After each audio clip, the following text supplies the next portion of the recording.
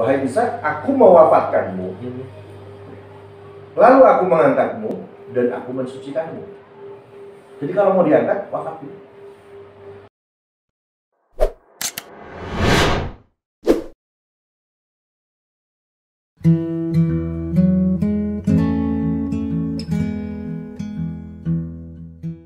Beban itulah yang kemudian membuat kematiannya semakin cepat. Nah, biasanya dipantek itu selama 3 hari. Semua terpidana mati itu pasti dipantek, dipajang itu 3 hari. Dan di 3 hari itu paling banyak meninggal di atas sudah. Berarti tidak ada yang meninggal di bawah ketika diturunkan gitu ya? Nggak ada. Kebanyakan itu sudah meninggal ketika dipantek di hari ketiga. Karena memang panas, hujan, ya nggak ada yang melindungi. Dan nggak ada yang ngasih minum, nggak ada yang ngasih makan. Ya coba. Ya, panas hujan. Edit ya. Panas hujan ada yang melindungi kayak iklannya gitu ya, iklan cat. Nah, ya, lanjut. Dipantek. Ya. Tetapi kemudian ketika Nabi Isa itu dipantek di hari Jumat, jam 12 siang di hari Jumat, ternyata orang Yahudi sadar bahwa setelah jam 3 sadar bahwa 3 jam lagi masuk maghrib. Nah, kalau orang Yahudi perhitungan harinya itu seperti umat Islam, pergantiannya di maghrib. Ketika matahari tenggelam ya. Tenggelam itu nanti masuk ke hari berikutnya. Nah, hari berikutnya hari Sabtu. Hari Sabtu itu atau disebut hari Sabat itu adalah hari yang sangat dimuliakan dan tidak boleh orang melakukan aktivitas apapun. Termasuk juga tidak boleh ada terpidana mati di tiang salib. Nanti harus diturunkan. Harus turunkan dong. Maka orang Yahudi memaksa Jenderal Pilatus saat itu ya, untuk menurunkan jasad Nabi Isa, hidup ataupun mati. Kalaupun sudah mati dibiarkan, kalaupun masih hidup akan disalib. Nah, jadi dipantek itu bukan disalib. Oh, definisi disalib itu bukan ketika Nabi Isa atau Dipantek orang-orang dipantek di kayu salib tadi, bukan itu ya? Itu Maksud bukan disalib. Itu baru dipantek saja. Disalib itu kapan? Disalib itu di hari ketiga. Di hari terakhir itu ya? Di hari terakhir baru disalib. Salib itu sod lam ba. Asal katanya. Sod lam ba itu satu akar kata dengan sulbi. Sulbi itu tulang rusuk ya. Maksudnya apa disolib itu? Disolib itu adalah dipatahkan tulang-tulangnya sehingga sampai keluar cairan tulangnya itu, sumsumnya ini keluar. Semuanya. Pergelangan kaki, lutut, semuanya itu dipatahin semua sampai keluar tulang sumsumnya dan meninggal. Itu namanya disalib. Kalau dipantek itu adalah prosesi menuju salib selama 3 hari, dipajang di panas terik matahari. Apakah Nabi Isa udah salib? Belum, masih pantek, masih di prosesi penyaliban. Belum sampai di penyaliban, Bu. Masih di menuju proses penyaliban namanya. Jadi kalau main bola tuh belum di final, masih di perempat final gitulah. Pokoknya ada fase-fasenya. Nah, ketika hari ketiga itu yang terpidana mati masih hidup disalib, yaitu disalib itu dipatahkan tulang-tulangnya sehingga mati saat itu. Sehingga mati, jadi mempercepat kematian. Dan pasti cairan tulangnya keluar semua, udah rusak anatomi tubuhnya dan meninggal. Nah, Nabi Isa ketika mau diturunkan ternyata sudah pingsan. Udah lemes gitu. Padahal baru 3 jam. Dan ini anomali. Ini tidak pernah terjadi di terpidana lainnya di mana 3 jam udah pingsan. Nggak ada. Malah kanan kiri Nabi Isa kan ada tuh. Masih ada penyaliban dalam waktu yang sama ya. Ini Nabi Isa di kanan ada, di kiri ada satu. Jadi yang dipantek berapa orang? 3 orang. Di jam ketiga itu, di 3 jam ya, jam 3. Itu yang kanan kiri masih ketawa-ketawa. Payah lo gitu. Katanya Tuhan, katanya Nabi. Masa dibaca 3 jam udah teler gitu kan, udah pingsan. Ternyata betul Nabi Isa udah pingsan. Udah nggak bergerak sama sekali. Itu mungkin yang diceritain dikasih semacam. Nah, kenapa Nabi Isa itu pingsan? Ini menurut versi yang masih hidup ya. Kenapa Nabi Isa itu pingsan? Karena ketika Nabi Isa membawa palang tadi menuju tempat eksekusi, itu ada apa ya? Kan kehausan ya. Aduh haus gitu kan. Haus. Ada orang yang datang, suruhannya Jenderal Pilatus gitu. Datang kemudian meminumkan air. Tapi isinya bukan air, itu anggur asam namanya. Anggur asam itu adalah zat yang bisa mempercepat orang untuk menuju ke sana. Mereka menolong Nabi Isa supaya Nabi Isa nggak sampai disalib. Sudah dianggap mati saat Karena sudah dianggap mati, lunglai gitu lemes. Betul saja, baru 3 jam Nabi Isa itu udah efek dari minuman anggur asam yang diminumkan di tengah jalan tadi oleh orang suruhan Jenderal Pilatus. Minum sehingga pingsan ya. Iya. Nah, pas 3 jam masyarakat Yahudi minta diturunkan karena mau hari Sabat. Iya. Karena nggak mau melanggar dong mereka ya. Akhirnya ya udah, sok aja turunin aja gitu. Orang Yahudi ke sana, ke atas lagi, ke atas gunung untuk menurunkan jasad Nabi Isa. Ternyata baru pasukan Romawi ya. Ternyata yang 2 ini masih hidup. Akhirnya disalib. Nah itu baru disalib yang 2. Dipatahkan tulang. Dipatahin tulang-tulang. Tulang. Diturunin, patahin tulang-tulang. Mati. Nabi Isa udah begini. Nah dari bawah, ini orang udah mati nih, gitu. Gak usah diturunin lagi lah. Karena tidak bergerak ya. Masa sih gak bergerak? Iya, coba ditusuk lambungnya. Lambungnya Nabi Isa itu ditusuk. Silakan cek di kitab Injil, ada. Tusuk lambungnya Nabi Isa. Dan di teks kitab Injil itu tertulis, maka mengalirlah air dan darah. Pertanyaan saya, adakah orang mati Darah dan air. ada darah dan airnya? Tidak ada. Orang mati itu tidak berdarah, tidak berair. Artinya Nabi Isa masih hidup. Di teks Injil jelas mengalirlah darah dan air. tapi dalam sudut dari Cek dengan sains dan teknologi sekarang, ilmu pengetahuan sekarang. apakah ada orang meninggal yang masih mengalir darah dan air ketika ditusuk ya? ketika ditusuk? Kalau saya iya memang tidak ada. Tapi kalau baru tabrakan bener, Oh iya. ya ngalir Sudah dong. mati, kemudian dibeset lah 3 jam. 3 jam. Nah, di beset itu nggak ada darah, nggak ada air. Tapi di teks Injil itu jelas, ditusuk pakai tombak, mengalirlah darah dan air. Tapi apakah saat itu orang-orang juga sadar bahwa Nabi Isa masih Kan hidup? teknologinya belum sampai ke situ. Pokoknya patokan sudah mati itu nggak bergerak. Nggak bisa nggak bergerak ketika ditusuk. Ya udah mati. Gitu ya. Berarti gimana? Nggak usah disalib. Loh, nggak usah disalib. Tapi ini masih dalam versi Nabi Isa yang wafat. Nabi Isa yang wafat. Oke, ini belum wafat berarti. Saat itu belum wafat. Ditusuk. Udahlah udah mati. Ditinggalin sama pasukan Romawi. Tidak perlu disalib lagi ya. Nggak perlu disalib. Artinya nggak perlu disalib sehingga membuat kematian juga perlu. Nah, ya udah tinggal masyarakat Yahudi. Tetap harus nurunin dong. Karena bentar lagi hari Sabat tidak boleh ada orang mati dari salib. Nah, itu adalah kutukan, laknat yang luar biasa. Sama ketika kita misalnya minum khamar, gitu kan, dosanya sama.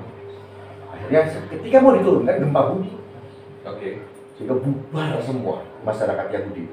Karena apa? Jangan-jangan kita dikutuk Allah nih, Karena telah membunuh Nabi. karena telah membunuh seorang nabi. Karena Semakin biasanya, yakin lah kalau Nabi Isa mati itu ya. karena biasanya mereka itu kan membunuh para nabi tadi saya bilang di awal. Ketika bubar semua, barulah datang 3 orang murid rahasia Nabi Isa yang punya ahli pengobatan. Mereka itu berasal dari desa namanya Essens. Dan desa Essens adalah desa yang paling canggih pengobatannya. 3 orang ini yang saya ingat 2 ya. Satu adalah Yusuf Arimatea, yang kemudian ada gereja Arimatea. Iya. Itu diambil dari nama Yusuf Arimatea. Yang kedua adalah Maria Magdalena. Kemudian yang terakhir itu saya lupa nih namanya yang terakhir. Pokoknya ada 3 orang. 3 orang inilah nggak kabur ketika gempa, Iya. kemudian diturunkan jasad. Nah, ketika diturunkan itu dibawalah ke sebuah tempat yang rahasia yaitu kuburan.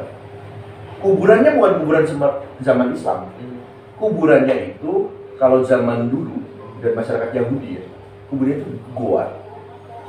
Dan di dalamnya itu ya ruangan luas. Jadi kalau misalnya mau taruh tempat tidur juga bisa. Kayak apa ya? Kayak Di dalam batu gitu ya, kayak modern. ya, gua di dalam bukit dilobangin. Bukit dilobangin yang luasnya tidak yang enggak sempit, 1 orang masuk gitu enggak. 15 orang masuk juga bisa. Dan tingginya seukuran orang dewasa gitu, jadi bisa masuk. Di dalamnya Nabi Isa itu dibaringkan. Itu adalah kuburannya Yusuf. Jadi orang dulu itu selalu menyediakan ini kuburan saya nanti kalau mati. Nah itu di tempat tuh calon kuburannya Yusuf Arimatea. Saya punya kuburan calon kuburan saya kalau meninggal di situ aja. Ya, diobatilah di situ. Dikasih salep. Diobatilah di sana Nabi Isa. Diolesi salep pengobatan yang kalau dalam pengobatan Ibnu Sina disebut sebagai salep Isa. Itu ada di kitabnya Ibnu Sina disebut salep Isa. Inilah salep yang digunakan untuk mengobati Nabi Isa. Sedangkan ya hukum Yahudi saat ini, hukum Taurat mengatakan orang mati nggak boleh disalepin dan orang mati nggak boleh diminyakin. Sekarang pertanyaannya, silakan cek di kitab suci Perjanjian Baru ada Nabi Isa dikasih salep. Kalau dikasih salep, apa itu artinya? Nabi Isa Belum meninggal. Kemudian batu kuburannya itu ditutup dengan batu besar, tutup. Jadi Nabi Isa diobatin, dibalikin kain-kain linen gitu. Kemudian keluar, mereka tuh bertiga keluar, ditutup dengan batu besar. Pada hari Minggu, ke kota ya. Di hari Minggunya masih narasi cerita yang sama itu. Perjanjian Baru ini. Saya lupa apakah di Markus, apakah di Matius, di Lukas, saya lupa di Yohanes, saya lupa. Di situ diceritakan bahwa di hari Minggu Maria Magdalena membawa minyak menuju gua, menuju pekuburan. Pertanyaan, ngapain bawa minyak? Karena hukum Taurat mengatakan haram meminyaki mayat. Sampai di situ Maria Magdalena terkejut karena pintunya udah bergeser. Lagi-lagi di teks Injilnya ada. Perjanjian Baru saat ini ada. Kaget, loh, kok batunya bergeser? Pertanyaan saya, adakah roh membutuhkan pintu untuk keluar? Harus digeser dulu? Enggak dong. Harusnya bisa tembus ya? Harusnya kayak gesper dong kan, bisa tembus. Masa digeser? Siapa yang geser? Pasti nggak bisa ya di dalam. Ya pasti orang yang di dalam tadi kan. Ternyata masuk nggak ada orang, benar. Itulah yang kemudian dalam tradisi Nasrani disebut kebangkitan kembali di hari ketiga. Yang disebut hari Paskah ya. Kenaikan Isa Al-Masih. Kemudian bukan kebangkitan Isa Al-Masih. Kebangkitan Isa Al-Masih. Ya. Itu karena di hari Minggu itulah dan Nabi Isa-nya nggak ada di kuburan itu, di gua itu. Loh, kemana ini? Tengok kan Maria Magdalena ini. Terakhir ya di naskah Bible itu disebutkan bahwa ada orang yang panggil Maria, dan Maria Magdalena mengenal suaranya Nabi Isa. Yang murid pasti kenal ya suara gurunya. Guru, akhirnya dipeluk.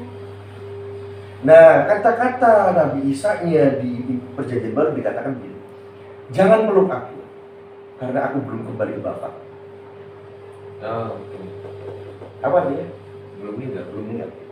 Karena aku belum kembali ke Bapa. Dan Nabi Isa pakai pakaian menyamar. Mungkin kalau zaman pedesaan di Indonesia ya pakai caping, terus duduk pakai ya pokoknya menyamar, tapi suaranya kan kedengeran, terdeteksi. Maria, guru, dipeluk, jangan peluk aku karena aku belum kembali ke Bapa. Ada dua kemungkinan kenapa Nabi Isa menolak untuk dipeluk. Yang pertama adalah luka-luka tubuhnya masih terasa dan dipeluk kencang gitu kan, kalau saking rindunya gitu. Jadi sakit semua, jangan, itu masih sakit. Dan yang kedua, takut ketahuan lagi dan ditangkap lagi. Nah, barulah setelah itu Nabi Isa kemudian menemui muridnya di pinggir laut, kabur. Kaburnya kemana? Ke markas. Saya nemuin guru tadi di pinggir laut. Hidup lagi. Karena dia nelayan.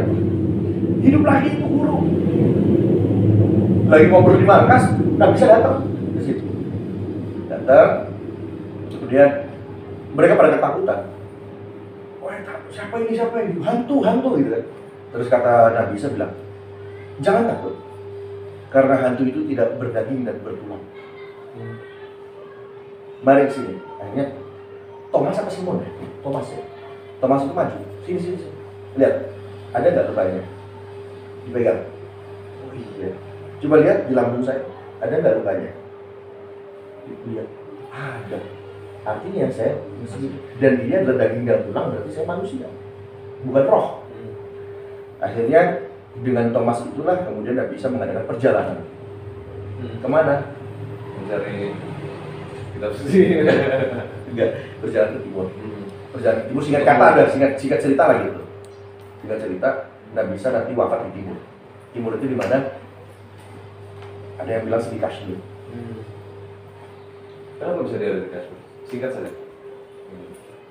Karena ketika ini terlalu panjang nggak sih cerita ini? Nah, setelah ini langsung kita baca pertanyaan. Ketika di Nabi Isa lahir, itu gini. Saya jelaskan dulu ya. Jauh. Nabi Ibrahim punya anak Nabi Ishak. Nabi Ishak punya anak Nabi Yakub. Nabi Yakub ini julukannya adalah Israel. Kayak Nabi Muhammad julukannya Al-Mustafa, Al-Mukhtar, gitu kan. Nabi Yakub julukannya Israel, yang artinya hamba Allah. Kalau bahasa Arab, Abdullah. Israel punya anak 12. Di antaranya Nabi Yusuf. Israel punya anak 12. Berarti ini 12 anak Israel. Bahasa Arabnya Bani Israel. Bani itu anak-anak. Israel, Yakub. Berarti anak-anak Yakub ini 12. Semua garis keturunan laki-laki dari 12 ini disebut Bani Israel. Oke? Pahamnya sampai sini ya. Jadi Bani Israel itu siapa? Anak keturunan laki-laki dari Nabi Yakub. Seketurunan semuanya. Ada 12 orang. Ada 12 suku Nabi disebutnya. 12 suku Bani Israel. Ketika Nabi Isa lahir di Yerusalem, itu suku Bani Israel cuma 2. Cuma 2. Yang 10-nya kemana? Yang 10-nya berdiaspora ke timur. Ke Tibet, termasuk ke Nusantara ya, ke Indonesia. Ya, katanya Batak itu keturunan Yahudi katanya gitu. Bisa jadi. Kemudian di India di Kashmir, di Afghanistan, itu juga keturunan 10 suku dari Bani Israel. Itu yang maksud dengan yang apa suku yang disebut domba-domba tersesat. Domba-domba tersesat itu adalah 10 suku yang ternyata belum dapat dakwah Nabi Isa. Nah, ketika Nabi Isa pergi dengan Thomas ini kemana? Ya kan ke 10 suku lainnya, orang dakwahnya belum selesai. Mana mungkin ada Nabi dakwahnya belum selesai, udah diangkat. Kan gitu logikanya. Ini sekali lagi sudut pandangnya orang katanya Nabi Isa masih hidup, tapi Nabi Isa wafat gitu. Tapi ada jelas bahwa Nabi Isa wafatnya di daerah Kashmir ya. Ya, wafatnya berkeluarga di situ dan wafat. Tapi selesai saat itu sudah mengumpulkan, sudah berdakwah ke 12. Akhirnya 12 suku berhasil didakwai semua oleh Nabi Isa. Nah, untuk urusan menolak atau menerimanya urusan lain. Pokoknya 12 itu didakwain semua dan selesai misi Nabi. Oke. Dan kalau ayatnya ada nggak? Kan katanya ayatnya wa ma qataluhu wa ma salabuhu walakin syubbiha tentang penyaliban ini ya. Di ayat Quran surat apa itu? Bahwa mereka tidak membunuh Nabi Isa, wa ma salabuhu, tidak juga menyalib Nabi Isa, walakin syubbiha lahum, tetapi diserupakan kepada mereka. Untuk versi yang diangkat ke langit, Nabi Isa tidak dibunuh, tidak disalib, diserupakan itu maksudnya apa? Ada Yudas yang mukanya diserupakan. Perannya diganti oleh Yudas gitu ya. Oke. Kalau misalnya mengatakan Nabi Isa itu lah yang ditangkap dari pantek, bagaimana? Kan nggak disalib, nggak dipatahin tulang-tulangnya. Terus walakin syubbihalahu, diserupakan gimana? Diserupakan seperti orang pingsan, seperti orang mati. Padahal dia hanya pingsan. Bukan menyerupakan Yudas menjadi Bukan menyerupakan Yudas menjadi Nabi Isa, tapi menyerupakan Nabi Isa yang pingsan itu seperti orang mati. Oke. Jadi hanya keserupaannya itu bukan di orang lain, tapi Nabi Isanya seperti orang mati. Status kematiannya itu diserupakan ya? Ya. Status pingsannya. Status pingsannya diserupakan seperti orang mati. Walakin syubbiha lahum itu. Masa tiba-tiba ada Yudas nyelip ke situ gitu ya? Dari dua sudut pandang ini sebenarnya Kang Zid lebih menguasai sudut pandang yang Nabi Isa meninggal ya? Kalau yang sudut pandang Nabi Isa kan selesai, cuma disulap gitu kan? Selesai diangkat ke langit ya? Artinya sudah masuk juga gitu ya. Mungkin cerita ini yang belum banyak diceritakan gitu ya. Kemudian pertanyaan-pertanyaan gini menarik sih. Yang dibakar siapa? Nabi Ibrahim. Yang dipotong tubuhnya kan? Nabi Zakaria. Yang dilemparin orang Taif Nabi Muhammad. Gitu kan? Kenapa pas Nabi Isa pakai stuntman? Yang jadi Nabi Isa apa Yudas? Masa yang jadi Nabi adalah Nabi Isa, tapi yang mengalami cobaannya adalah orang lain. Karena setiap Nabi pasti mengalami cobaan. Yang tersudut dan harus belah lautan siapa? Yang makan bara api waktu kecil Nabi Musa aja, gitu kan? Yang dibuang ke lautnya. Gitu ya. Kalau gitu ya, yang dibuang ke laut anak orang lain, atau yang makan baranya orang lain, yang dibakar bukan Nabi Ibrahim diserupakan lagi, gitu kan? Tentunya kalau dia seorang nabi, dia yang dapat ujian. Yang sakit siapa? Nabi Ayub. Bukan orang yang diserupakan dengan Nabi Ayub. Maka yang dipantek juga harusnya Nabi Isa. Masa pakai stamen? Gitu kan? Persoalannya itu masalah ada subhanallah itu mungkin yang jadi. Subhanallahnya itu kan tiba-tiba jadi dikas. Padahal subhanallah kita bisa ditafsirkan dengan diserupakan seperti orang meninggal. Padahal dia hanya pingsan akibat anggur asam yang diminumkan. Kemudian yang menarik ini saya buka Al-Quran ya. Iya. Oh saya semangat sekali. Makanya saya bilang Kang Zin sepertinya lebih menguasai cerita ini gitu. Surat Ali Imran. Iya. Surat Ali Imran ayat ke-55. Jadi saya baca juga sambil dibuka juga Al-Quran. Ali Imran surat Ali Imran ayat ke-55. Saya bacakan di penggalan awalnya saja ya. Qala Allahu ya Isa inni mutawaffika wa rafi'uka ilayya wa mutahhiruka minal ladzina kafaru. Oke, sampai situ aja. Kalau terjemahan depan ya. Ingatlah ketika Allah berfirman, wahai Isa, aku mengambilmu dan mengangkatmu kepadaku serta menyucikannya dari orang-orang yang kafir. Jadi, pertama urutannya gini, qala Allah, ketika Allah berkata, ya Isa, wahai Isa, inni mutawaffika, aku mewafatkanmu.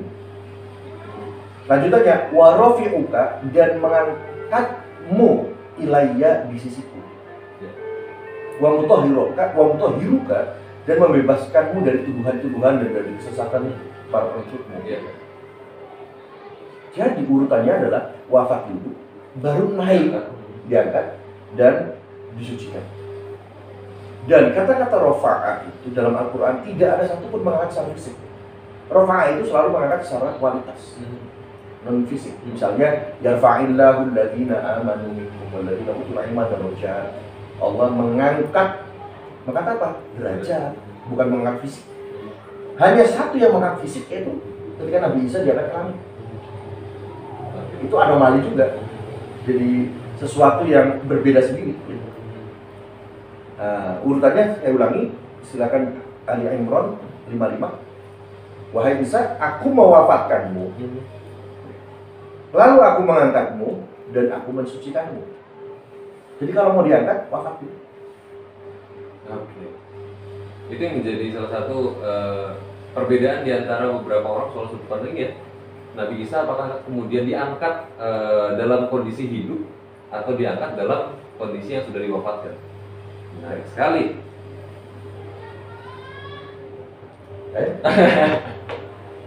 Apa lagi? Jadi sepertinya harusnya ada sesi khusus ya tentang bicara soal Nabi Isa ini ya. Cukup di sini aja. Cukup di sini aja. Cukup ini aja. Nah mungkin kali ini kan pertanyaan Mbak Hovifah. Bukan. Ini pertanyaannya Mas Arif Setiawan soal pertanyaan Nabi Khidir, Rasul atau Nabi lalu apakah masih hidup atau tidak. Jadi ada beberapa Nabi dan Rasul memang yang memiliki dua sudut pandang ya, dua perbedaan pendapat antara apakah Nabi Rasul ini masih hidup atau masih sudah wafat. Nah begitu kira-kira Mas Arif Rahman. Nah saya pengen nyapa juga teman-teman di N Channel ya. Dari Mbak Vivi Lutfiah, Derek Ngaus Ustadz, mangga. Ada Husni Judge, PP HMK Kaliwedi Rawuh Yai. Siap, Mas Sugianto, Assalamualaikum, Depok lama hadir nyimak. Ini ada Cancat, Waalaikumsalam warahmatullahi wabarakatuh, ikut nyimak, semoga mendapat tambahan di dunia, amin. Nah banyak siapin catatan, siapin pertanyaan. Wah mantap, Mbak Vivi ini sudah siap bertanya rupanya ya. Ini juga dari Supri Adi, ada juga Husni Judge Cirebon Askum, Supri Adi Lampung hadir. Yekti Channel, Assalamualaikum Ustadz, subhanallah. Nah langsung saya teman-teman termasuk sudah menyapa, nanti saya langsung ke pertanyaannya saja ya. Oh iya, ada itu tuh siapa yang dari Amerika? Siapa? Ali aja. Ali aja. Ini belum kelihatan nih. Saya ketahuan. Saya ketahui. Sudah Sudah tahu Ali aja itu memang tinggalnya di Amerika di daerah di kampung Seattle namanya. Oh, di Seattle ya. Kampung apa RT berapa saya nggak paham. Iya, di jalan apa itu nggak tahu. Punya di Seattle. Di Seattle ya. Ini ada dari Mas Ali aja, ternyata juga belum adanya apa di akhirat itu ya. Ini ada Mas Fadli Robizal enggak? Jaksel hadir dari Kin Rozikin sama Dion Widodo. Ini ada dari Nanik, Mbak Nanik Serini. Assalamualaikum warahmatullahi wabarakatuh. Ninik Srinatur Surabaya derek ngawas yai mogi berkah. Nah, ini Mbak Vivi nih yang tadi sempat mau nanya ya, Mbak Vivi Lutfi ya. Ustaz, apa hukum dan esensi menghormati dzurriyyah Nabi? Di zaman sekarang banyak yang mengaku habaib dan bagaimana menyikapi habaib yang terkadang sikap dan pemikirannya sangat keras. Menarik Dari Mbak Vivi. Memang benar-benar niat nanya kayaknya Mbak Vivi ya. Mangga kan sini. Di ajaran kita ini kita diwajibkan percaya dan mengikuti kepada Nabi Muhammad. Betul. Dan percaya terhadap ajarannya dan semua tentang Nabi Muhammad kalau dalam Al-Quran ataupun semua tentang Nabi Muhammad dalam hadis-hadis mutawatir. Itu kita harus percaya.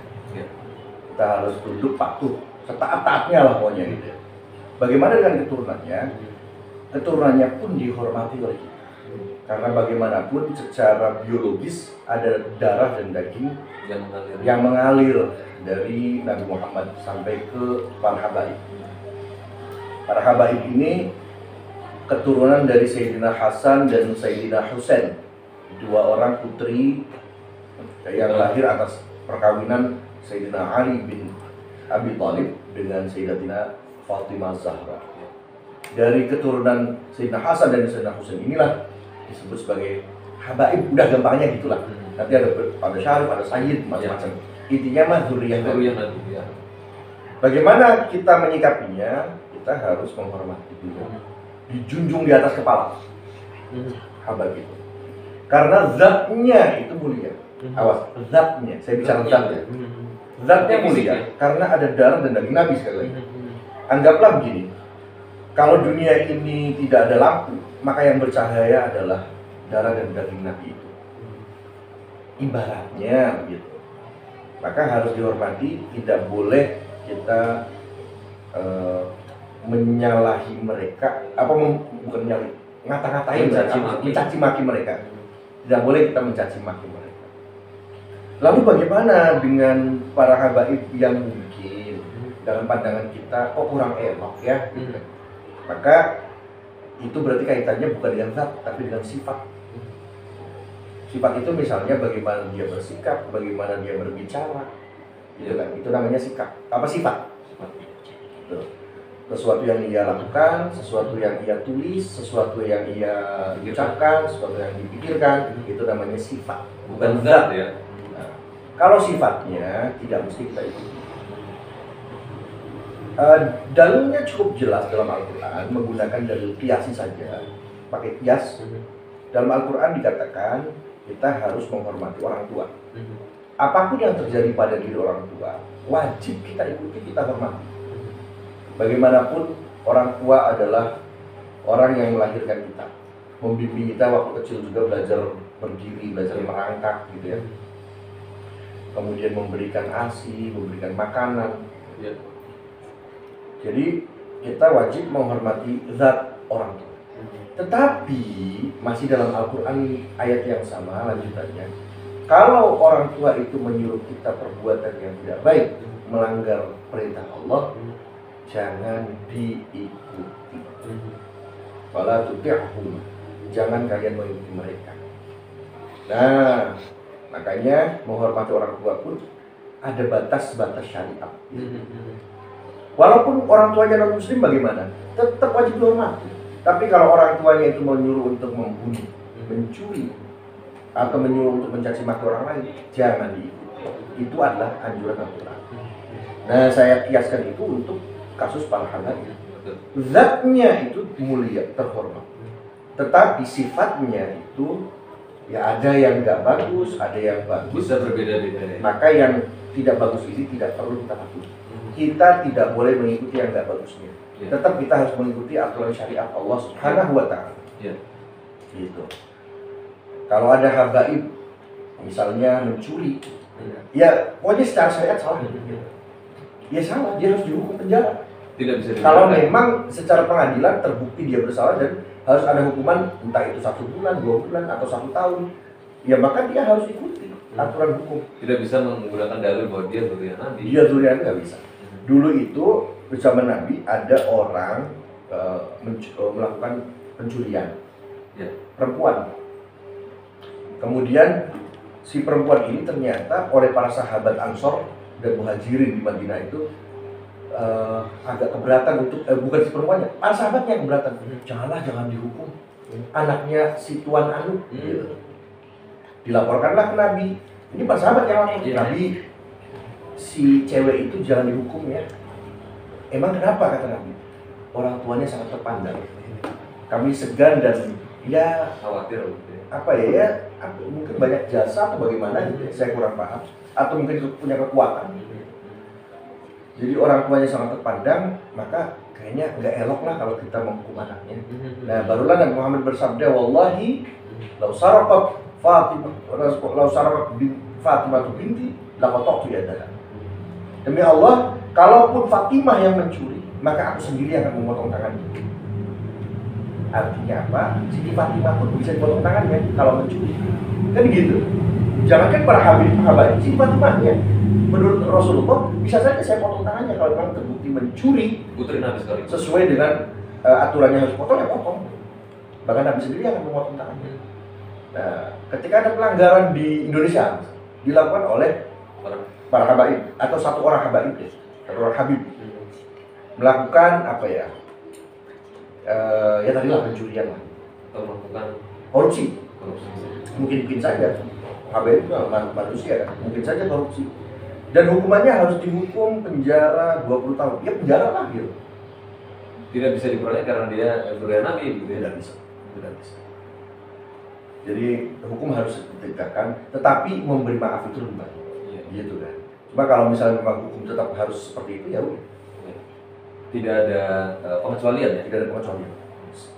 Begitu kira-kira Mbak Vivi Lutfia dari yang channel ya.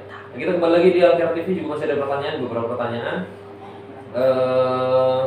Ada Budi Supardi, Gorontalo hadir. Abdurrahman, Assalamualaikum warahmatullahi wabarakatuh. Haji Abdurrahman dari Cakung hadir. Siap. Rizky Ramadan hadir, Indramayu hadir, Rawa Urip, Arif Setiawan, Amar Muhammad Brodus hadir. Nah ini ada dari Mbak Iva Ulia, Hadiroh Cimahi, Kang Zidni, Cung, Mas Fabi gitu. Menyimak sepupu saya. Siap. Baik. Berarti Bi Iva saya manggilnya ya. Waifah. Sukses selalu Al-Khairat TV, amin. Wawasan amin. Muhammad Wanto, Bendungan hadir. Ini dari Mbak Afina Yusrina. Assalamualaikum Kak Zidni, Mas Fabi, semoga sehat selalu, amin. Pula Cimai Ajeng Taken. Nanti kan Nabi Isa bakal turun lagi ke dunia. Nanti statusnya Nabi Isa sebagai Nabi atau umatnya Nabi Muhammad. Nah ini juga berkaitan dengan cerita yang tadi, tapi ini sudah turunnya. Oke. Ini juga mungkin bisa dijelaskan. Bagi yang berpendapat Nabi Isa diangkat ke langit dalam keadaan hidup, Iya. kemudian nanti di akhir zaman akan turun ke bumi. Itu keyakinannya satu-satuan ya. Oke. Untuk Nabi Isa yang sudah wafat bagaimana? Iya. Apakah percaya sama? akan turun ke bumi? Mungkin saja. Bisa saja Nabi Isa turun lagi ke bumi. Kan sudah wafat. Dihidupin lagi itu gampang. Allah menghidupkan lagi Nabi Isa gampang. Gitu kan? Menghidupkan binatang tunggangannya Nabi Musa bisa. Kemudian Nabi Isa menghidupkan Lazarus. Jadi dalam sejarahnya Nabi Isa pernah menghidupkan orang meninggal. Itu yang meninggal namanya Lazarus. Bisa. Dan izin Allah. Nabi Isa pun bisa menghidupkan orang mati ya, bagi Allah. Bukan Nabi Isa, maksudnya bahkan di dunia pun bahkan di dunia pun bisa menghidupkan orang mati. menghidupkan orang mati dengan izin Allah. Apalagi ya artinya tidak ada yang tidak mungkin lah. Tidak ada yang tidak mungkin. Oh, bukan Nabi Isa yang menghidupkan Iya, ya. melewati Nabi Isa. Agak sesat ternyata malah. Ini statusnya sebagai Nabi atau umat Nabi Muhammad? Nanti gini, saya mengutip pernyataan dari Prof. Quraish Shihab ya, Abu Iya. Quraish. Habib Rish mengatakan bahwa 50 jalur hadis yang mengatakan Nabi Isa akan turun ke dunia lagi adalah dhaif. 50 jalur hadisnya itu dhaif semua. Tapi mungkin karena 50 jalur jadi bisa jadi naik ke Hasan juga bisa. Hasan li ghairi itu mungkin saja gitu. Tapi kalau per satu-satunya itu dhaif semua. Karena banyaknya bisa jadi naik level lah. Ya, itu dalam ilmu hadis mungkin ada aturannya sendiri. Ya. Jadi Hasan li ghairi. Ya. Sehingga masih memungkinkan keyakinan yang mengatakan Nabi Isa nggak turun lagi ke bumi. Masih mungkin saja. Tapi yang paling aman itu adalah mengatakan Nabi Isa akan turun lagi. Nah, bagaimana ketika turun nanti menjadi Nabi tersendiri? Apakah jadi umat Nabi Muhammad? Tentunya jadi umatnya Nabi Muhammad. Menggunakan syariatnya Nabi Muhammad. Jadi tidak datang membawa risalah baru, tapi datang untuk memperkuat risalahnya Nabi Muhammad. Dan nanti ketika sholat, Nabi Isa pun menjadi makmumnya Imam Mahdi. Jadi yang mimpin sholatnya adalah Imam Mahdi. Nabi Isa jadi makmum. Artinya mengikuti syariat Nabi Muhammad kembali, tidak menjadi Nabi dan membawa syariat lagi. Itu kira-kira Mbak Cimai ya. Kembali lagi di wah sudah 2 jam ini teman-teman. Nanti saya 2 pertanyaan lagi dari yang channel 1 sama Alfian TV 1 lagi. Boleh, nanti kita terakhir. Mohon maaf. Atau kalau misalnya memang dihabiskan aja habiskan. Boleh. Karena tadi kan ceritanya agak panjang ya. Terpotong. Boleh. Nah, Kang Siti kalau Kang Siti menyanggupi, siap kita akan bacakan ya, teman-teman. Ini dari Edi Milhedi, Losari, Kabupaten Cirebon hadir. Muhammad Musbakul Munir, ada pertanyaan dari Ustadz, ada Rasul Ulul Azmi tidak menerima kitab sucinya, mohon penjelasannya. Rasul Ulul Azmi tidak menerima kitab sucinya. dalam Islam, Rasul Ulul Azmi itu ada 5. Ya. Jadi ada di surat Al-Ahqaf ya. Surat Al-Ahqaf ayat ke-35 ya. Fasbir kama sabara ulul azmi minar rusul. Maka bersabarlah engkau Muhammad bagaimana kesabaran rasul-rasul yang memiliki keteguhan hati. Surat Al-Ahqaf itu. Siapa saja Rasul Ulul Azmi ini?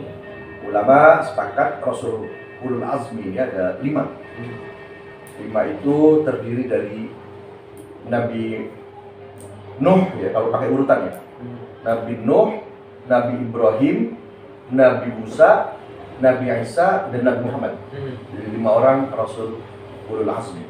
Tapi kalau misalnya mau disingkat, enaknya urutannya adalah Nabi Muhammad, Nabi Isa, Nabi Musa, Nabi Ibrahim, Nabi Nuh. Jadi dibalik. Musa, Isa, Muhammad, Isa, Musa, Ibrahim, Nuh. Urutannya dibalik. Nanti disingkatnya Mimin. Oh itu ya. Jadi kan lebih enak tuh. Orang Indonesia kan suka nyingkat-nyingkat ya. Mimin. Nanti kalau dari Nabi Nuh, Mimin kan gak. Makanya dari Nabi Muhammad menyingkatnya gitu. Mimin.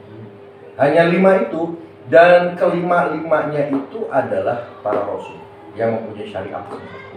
Nabi Muhammad dengan syariat Al-Quran, Nabi Isa dengan Injil, Nabi Musa dengan Taurat, Nabi Ibrahim dengan suhufnya, kemudian Nabi Nuh itu adalah rasul pertama. Jadi semuanya adalah para rasul yang membawa syariat baru.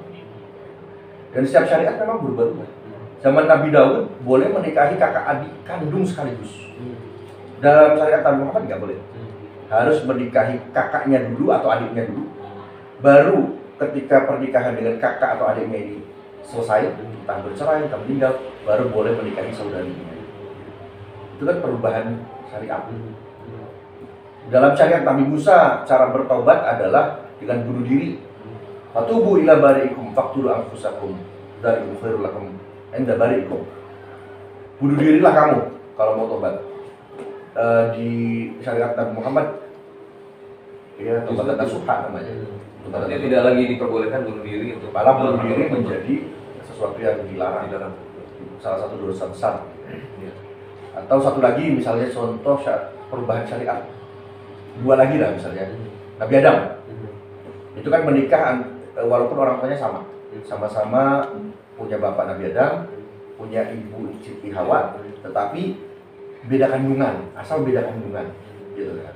Tidak dalam satu kandungan yang sama, itu boleh menikah. Di zaman Nabi-Nabi selanjutnya sampai Nabi Muhammad lah katakan, itu syariatnya tidak boleh menikah dengan orang tua yang walaupun sama. berbeda kandungan gitu ya. Walaupun berbeda kandungan. Kemudian misalnya syariat apa lagi? Najis. Di zaman Nabi Musa, najis itu tidak bisa dicuci bajunya, harus digunting dan dibuang. Jadi kalau di pergelangan jaket saya ini jaket bomber mahal. Ya.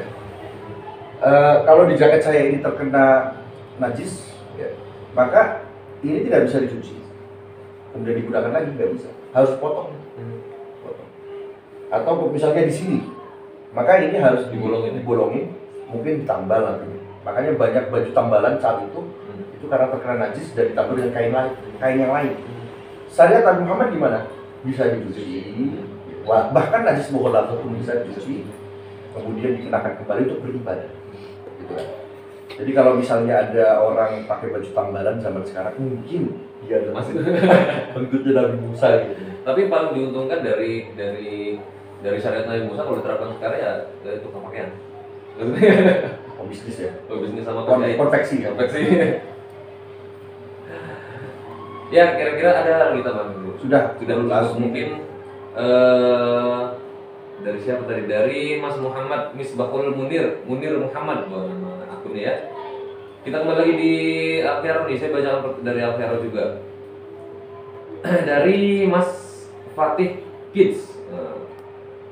Oh dia ada Mbak. Oh ada Amerika hadir nih ya. Mas Ali nih ya. Mas Ali aja nih ada nih. Ya, dari Seattle ya. Gimana cara baca? Seattle atau gimana? Seattle ya. Seattle. Serius bacanya Seattle. Ya, Seattle. Bukan kayak orang Afrika itu yang baca pronunciation bahasa Inggris. Bukan. Justin, bye. Insya Allah sama lah, insya Allah Seattle. Kirain yang salah Mas Ali bisa perbaiki ya. Bandung hadir, Ayah Zidni dan Mas Oli siap. Jadi ada Arif Setiawan hadir, Cirebon hadir, malam minggunya ngaji dari Muhammad Daus. Mumu hadir, wah ini dari Jakarta hadir semua. Sabil Abil, ada Putri Lestari, Assalamualaikum Mas Wabi dan Kang Sidni. Waalaikumsalam. Ada Putri Lestari, Mas Wabi mau nanya kalau mukjizat Nabi Adam itu apa? Dari Putri Lestari.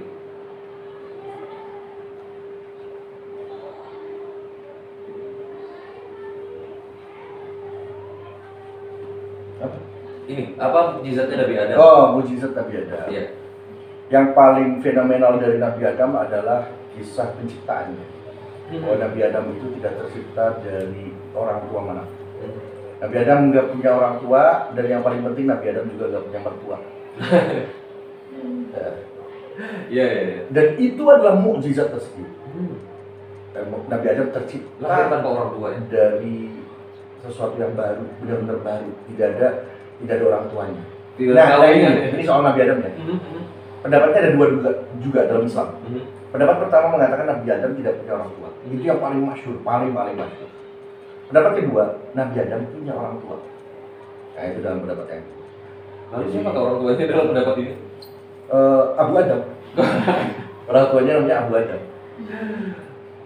Jadi Nabi Adam saat itu sebelum zaman Nabi Adam, jadi ada komunitas masyarakat yang disebut dengan Bashar. Ada komunitasnya. Ya. Sebutnya Bashar. Bashar itu berarti menyebut manusia secara fisik. Bashar ini hidup dalam masyarakat yang belum berbudaya. Belum berbudaya itu maksudnya belum bisa komunikasi, tidak bisa juga baca tulis, itu nggak tahu komunikasinya dengan cara apa, gitu ya. Masyarakat tidak berbudaya. Tapi fisiknya seperti manusia. Ya manusia. Nah kemudian Allah menghendaki untuk mengutus khalifah di buminya, gitu ya. Akhirnya ada bayi yang lahir, kemudian langsung diambil, diselamatkan, ditempatkan di sebuah tempat, di jannah, di sebuah kebun. Disitulah Nabi Adam kemudian diajarkan berbagai macam ilmu pengetahuan. Maka Bashar yang berilmu pengetahuan itu namanya insan. Maka Nabi Adam itu adalah insan pertama. Betul, Nabi Adam insan pertama. Yang pengertiannya adalah di pendapat kedua ini adalah bahwa Nabi Adam adalah makhluk berbudaya pertama, makhluk berilmu pengetahuan pertama. Manusia yang berpengetahuan, berilmu dan berbudaya pertama. Ya. Artinya manusia sebelumnya dalam pandangan ini sudah ada, tapi tidak seperti Nabi Adam yang sudah Tidak berbudaya, tidak bahkan tidak berilmu pengetahuan, tidak bisa komunikasi dan baca tulis. Itu sebabnya Allah mengajari Nabi Adam tentang pengetahuan itu ya. Makanya kemudian malaikat protes. Ngapain ambil khalifah dari situ? Kan dia hidupnya merusak. Itu komunitas itu tuh. Iya. Hidupnya merusak kan dia bisanya gitu. Kok mau diambil khalifah dari situ? Kenapa bisa dibilang khalifahnya dari situ? Ini ja'ilu. Ja'ala itu berarti menjadikan dari ada. Kemudian dirubah menjadi benda lain. Gitu kan? Maf'ul pertamanya khalifah, maf'ul keduanya fil am yang ada huruf jirnya ini. Jadi maf'ulnya dua, maka punya arti soyar, menjadikan. Menjadikan itu berarti sudah ada komunitas sebelumnya. Tapi hanya merubah bentuknya atau merubah sesuatu dari merubah kualitasnya, merubah fisiknya gitu. Ada tambahan, ada. Makanya Nabi Adam itu tidak terkoneksi dengan komunitas sebelumnya karena dia langsung dikarantina sebagai kawah candra di mukanya gitu. Ya. Dia tuh ditatar di situ oleh malaikat Jibril. Ada pelatihan aja. Ada pelatihannya, kursus dan pelatihannya tuh di situ. Nah, ada yang tambahan? Itu dua pendapat. Jadi boleh meyakini satu ini, boleh meyakini satu yang ini. Tidak mengganggu Keimanan. Dan kita nggak diwajibkan kok mengetahui nama bapaknya siapa gitu. Ya, Bu Adam lah. Ya, Abu Adam. Ibunya Ummu Adam. Ini ada yang penasaran ternyata ya dari ceritanya Kang Zidni sebelumnya ini. Oh, ini dari Umar Salim, Banyumas hadir. Kasih kayak gini. Ada Saputra Channel, Assalamualaikum, Batang Jawa Tengah hadir, siap. HTMLRU siapa namanya? Ciamis hadir. Ini ada Nurul Hasanah, mungkin ini agak penasaran sama pernyataan Kang Zidni sebelumnya. Assalamualaikum, maaf Kiai, tolong ceritakan kenapa Nabi Ibrahim melakukan 3 kebohongan. Mungkin tadi kan belum sempat terjelaskan kebohongan apa. Saya dari tadi mikir yang satunya lupa soalnya. Enggak apa-apa, doa aja. Diskon ya? Diskon, enggak apa-apa. Satunya lupa. Yang pertama Nabi Ibrahim. Jadi ini tahunya kisah kebohongan itu di akhirat nanti umat manusia kan dalam keadaan yang susah karena memikir dosa-dosanya akan dihisap oleh Allah. Ya. Dan tidak ada yang selamat dong, karena manusia pasti berdosa, pasti melakukan kesalahan. Akhirnya datang ke setiap nabi, dari mulai Nabi Adam sampai Nabi Isa. Jadi ketika kan Nabi Adam, jangan ke saya, karena saya juga lagi nggak enak sama Allah, pernah makan buah rudi. Kemudian ke Nabi Nuh, aduh saya juga lagi mikirin anak-anak saya gitu kan. Dan seterusnya mereka itu punya keberatan sehingga tidak berani untuk memberi bantuan atau minta tolong kepada Allah untuk membantu mereka. Ketika sampai ke Nabi Ibrahim ya juga nunduk aja gitu. Nabi Ibrahim, tolong selamatkan kami gitu kan. Mintalah dispensasi dari Allah karena engkau adalah Khalilullah, kekasih Allah. Kekasih pasti diturutin dong. Kata Nabi Ibrahim, saya juga lagi malu karena saya pernah melakukan 3 kebohongan. Nah, kebohongan yang urutannya enggak berurutan ya. Kebohongan yang pertama itu adalah ketika Nabi Ibrahim ditanya, siapa yang menghancurkan berhala-berhala kecil ini? Nabi Ibrahim bilang, ya berhala yang gede dong. Nah, itu kan bohong. Padahal yang melakukan penghancuran adalah dirinya. Berhala yang gede itu kan ada kampaknya gitu. Atau ada alat pukulnya lah gitu ya. Itu pertama. Yang kedua adalah kebohongan ketika mengatakan ini adalah Siti Sarah ini adalah saudaraku. Padahal itu adalah istrinya. Gitu. Saat itu Fir'aunnya ketika ada perempuan cantik itu pasti diperistri. Gitu. Walaupun itu adalah istri orang dipaksa cerai kemudian diperistri. Kecuali kalau itu ada saudara kandungnya. Gitu ya. Makanya Nabi Ibrahim ketika mengatakan ketika datang ke Mesir, kemudian penjaga menanyai interogasi, kalau kita di imigrasinya lah ya, imigrasi ditanya, ini siapa? Karena Siti Sarah itu cantik zahiran wa batinan. Di antara perempuan-perempuan zahiran wa batinan kecantikannya adalah Siti Sarah. Ditanya, ini siapa? Ini pasti raja suka nih gitu. Nah, Nabi Ibrahim bilang, ini saudara saya, saudara perempuan saya. Nah, itu kan kebohongan. Yang ada saya ingat apa ya, aja? yang tadi saudara perempuan saya. Makanya itu cara yang teraman gitu. Lolos lah. Ternyata enggak. Oh, enggak. Ternyata Siti Sarah juga tetap diambil untuk diserahkan kepada Raja Fir'aun. Ya, nanti ditafsirkan oleh para ulama, saudara itu bukan berbohong, asli berbohong bukan, atau tidak mengakui Siti Sarah sebagai istrinya. Jadi ini adalah saudara saya seiman. Oh gitu. Jadi maksud tujuan Nabi Ibrahim bukan tidak mengakui istrinya, tapi ini adalah saudara perempuan saya seiman. Maksudnya gitu. Seimannya kecil sekali. Oke, suaranya. Jadi ini saudara perempuan saya seiman. Oh iya. Tetap suara saya bagus gak sih? Nah, yang ketiga itu adalah kebohongan ketika Nabi Ibrahim diajak ke sebuah perayaan. Jadi masyarakat kampung saat itu pergi ke sebuah daerah untuk perayaan tradisi masyarakat.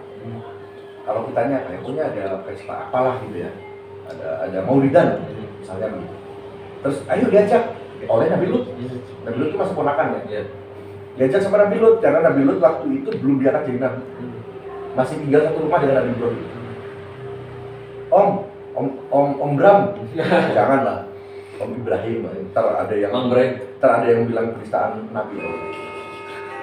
Om Ibrahim, ayo ikut yuk ke acara maulidan. Kalau sekarangnya gitu, saya nggak tahu itu acara apa. Pokoknya ritual semua penduduk negeri itu berkumpul di suatu tempat. Yuk ke sana yuk. Enggak lah, saya lagi sakit. Padahal nggak sakit. Kenapa Nabi Ibrahim mengatakan saya lagi sakit? Karena Nabi Ibrahim pengen memanfaatkan momen perginya orang-orang dari kampung itu untuk masuk ke kuil yang ada berhalanya, beliau diajukan. Jadi nggak ada saksi satupun. Kecuali saksi itu adalah penjaga kuilnya.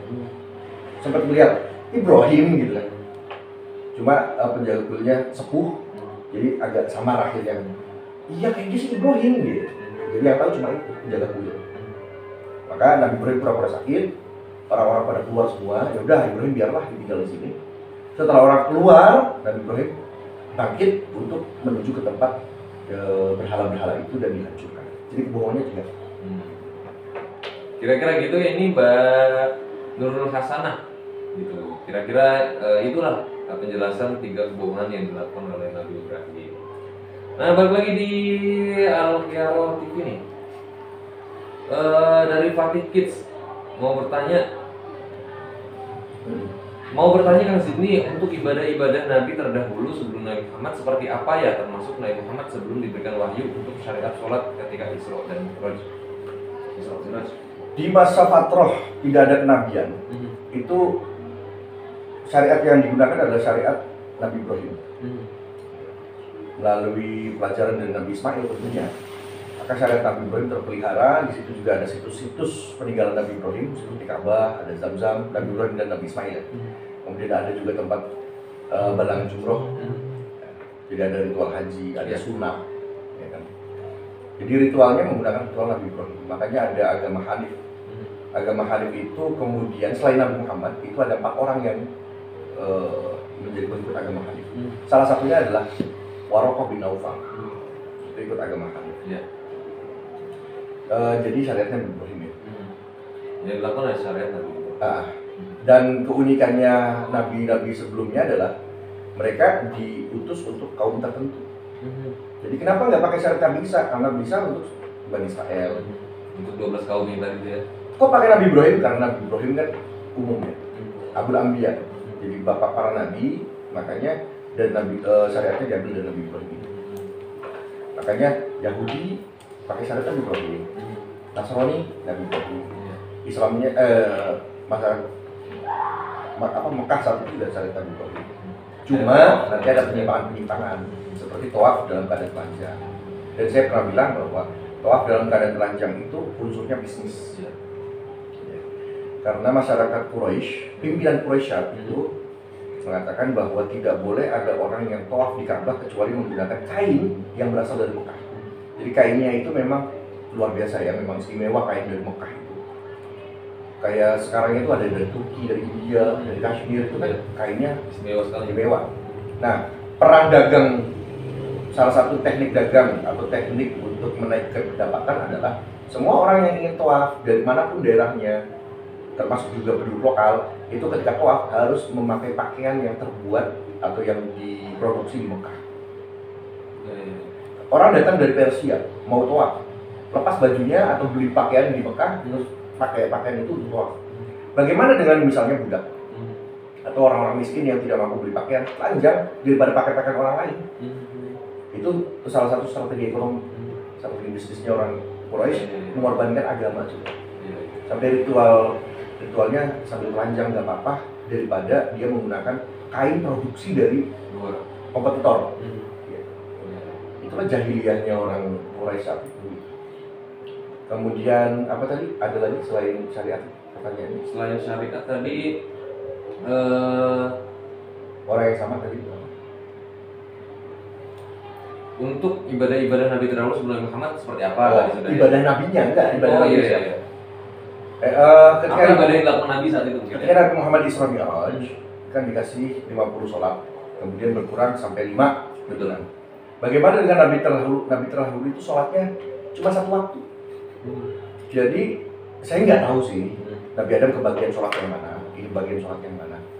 Ya anggaplah gitu ya. Nabi Adam kebagian sholat asar, nanti Nabi Ibrahim kebagian sholat zuhur, Nabi Nuh kebagian sholat maghrib.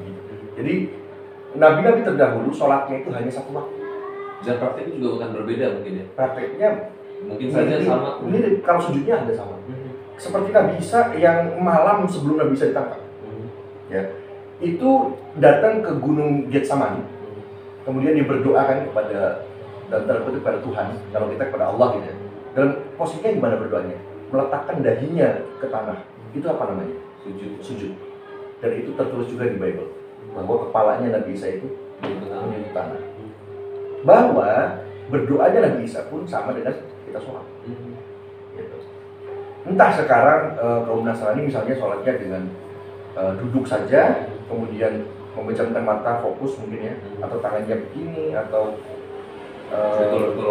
berdiri gitu kan. Saya nggak paham itu mungkin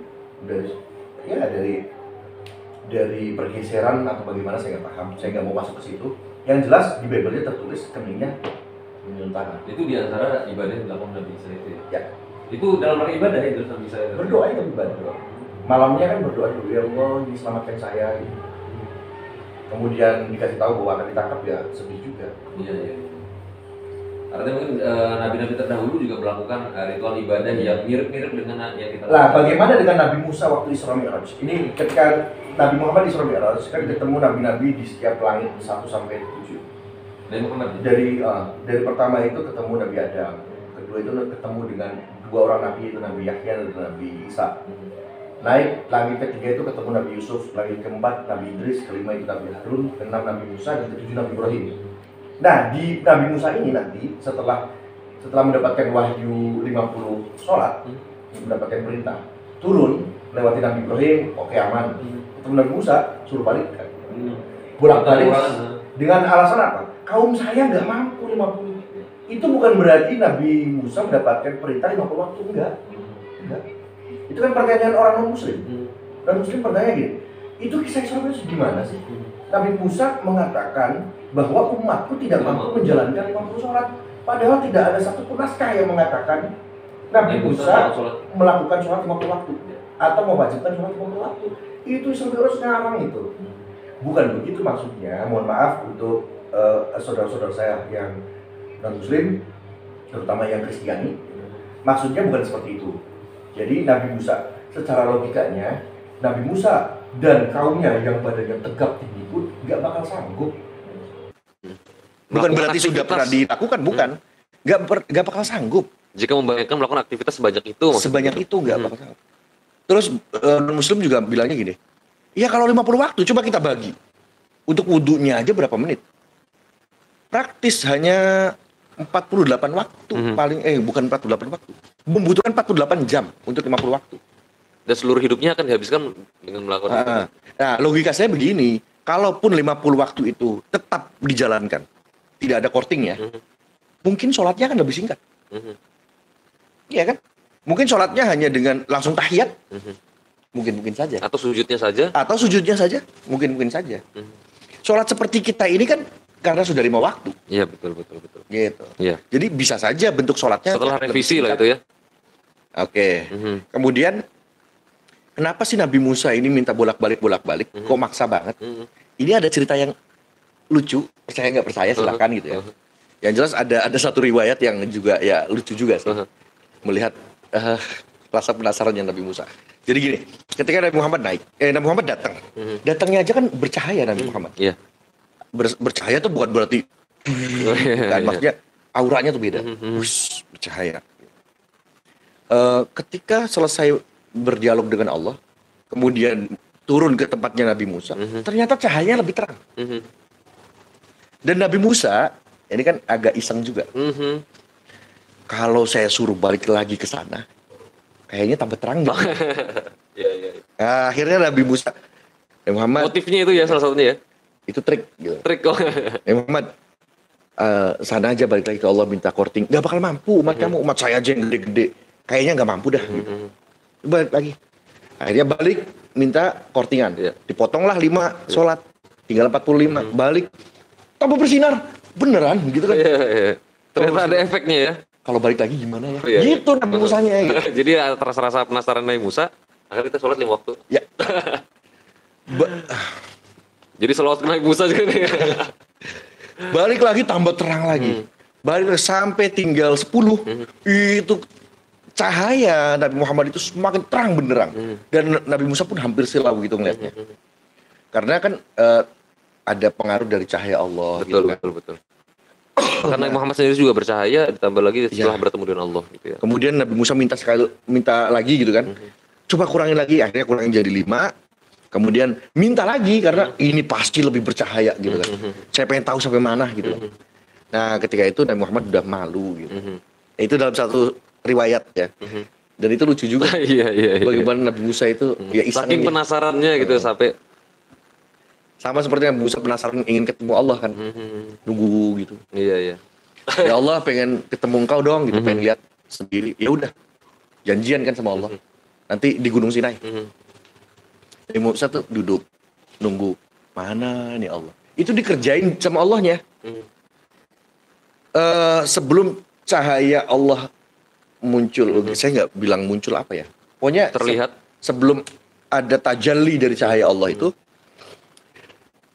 Allah memerintahkan malaikat, rombongan malaikat yang saya nggak tahu urutannya ya. Pokoknya ada malaikat yang ngucapin la ilaha illallah gitu kan. Ada yang ngucapin alhamdulillah, Iya. ada yang Allahu akbar. Itu ayo malaikat la ilaha illallah lewat depan Nabi Musa. Iya. Dengan ambregan. Apa ambregan? Apa ya bergan ya? Ngomong bareng-bareng apa Iya. suara Iya, iya. Apa? Allahu akbar. Allahu akbar itu. Jadi malaikat Allahu akbar lewat. Itu dengan mendengar Allahu akbar dengan jumlah yang banyak sekali, pingsan. Bangun lagi, malaikat la ilaha illallah lewat. La ilaha illallah gitu. Pingsan lagi. Sadar lagi, subhanallah lewat aja. Iya, iya. Malaikat subhanallah lewat. Subhanallah. Jadi Nabi Musa tuh pingsan berkali-kali. Nah, baru ketika mungkin sudah kasihan kali ya. Iya, iya. Akhirnya cahaya Allah, baru nurnya sedikit saja. Cahaya Allah bertajalli, meledaklah gunung itu dan pingsan lagi. Dari situlah Nabi Musa kemudian rambutnya tiba-tiba beruban.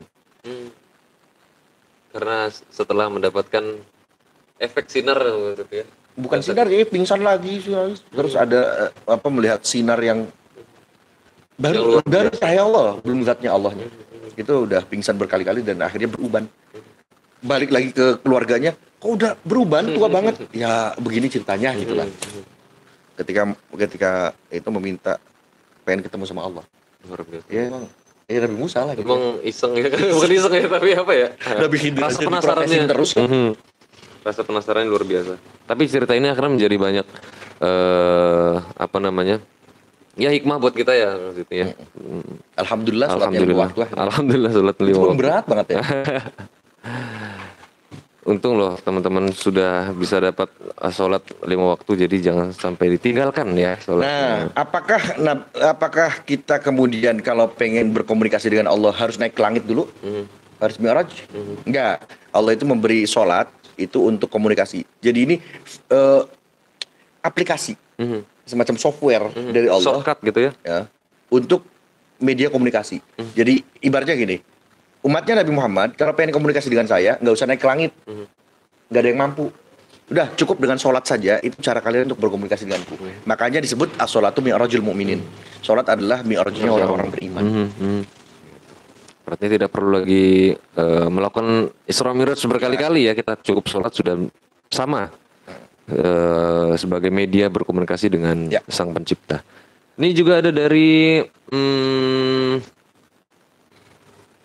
Monika Partiningsih, Mbak Monika Partiningsih. Ini pertanyaan, Assalamualaikum Pak Ustadz, bagaimana cerita mengenai Nabi Khidir menemukan air kehidupan Ustadz di tempat terbitnya matahari?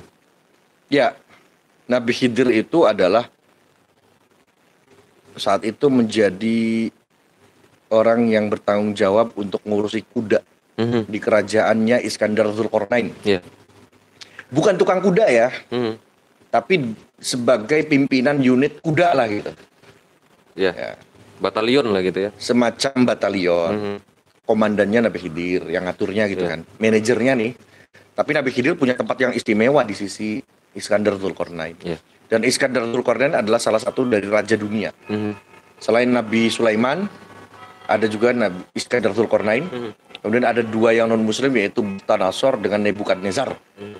Jadi 4 raja dunia yang pernah ada dalam sejarah manusia sebelum abad modern ya. Itu yang pertama, yang 2 Islam, yang 2 non muslim.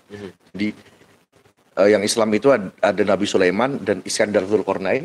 Yang 2 lagi ada Bukhtanatsar dengan Nebukadnezar. Ya kalau zaman modern Donald Trump lah gitu.